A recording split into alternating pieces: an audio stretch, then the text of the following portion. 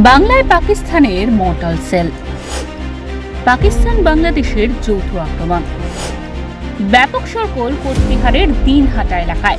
একটি মাটি খুঁড়তে গিয়ে তারা দেখে মর্টার রয়েছে, তা সেটা পাওয়ার পর সেখানেই তারা কর্ডন করে রাখেন।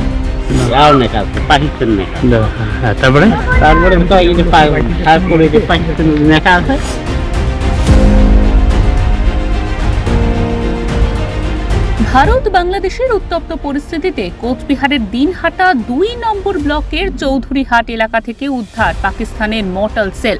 ব্যাপক চাঞ্চল্য এলাকা জুড়ে, আতঙ্কে এলাকাবাসীরা। পরে ঠ্যাং পড়ার সাথে স্লিপ করলো, বমু আগে দিল, আমিও আর কি ধুমধুম করলাম।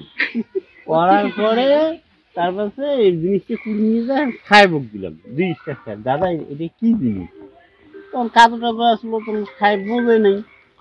তারপরে সাহেবকা তুই বাড়ি নিয়ে যা, সাহেবকা আগে বাড়ি নিয়ে যা। তারপর দিঘি আর ধুলাম, দিঘি আলাম নেখা তুই মার দোষ, তুই সাহেবের এটাই দাদা দেখা কেন, কি লেখা ছিল? পাকিস্তান লেখা। তারপরে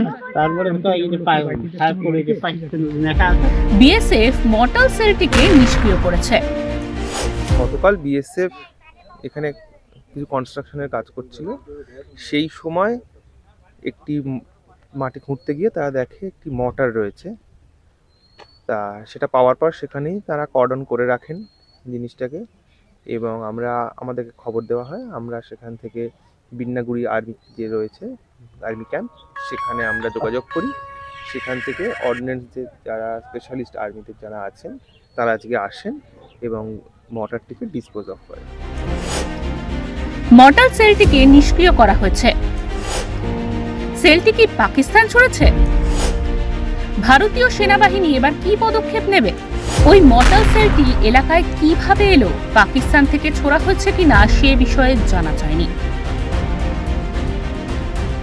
দিনহাটা থেকে সূর্যজ্যোতি পালের রিপোর্ট, ওঙ্কার বাংলা।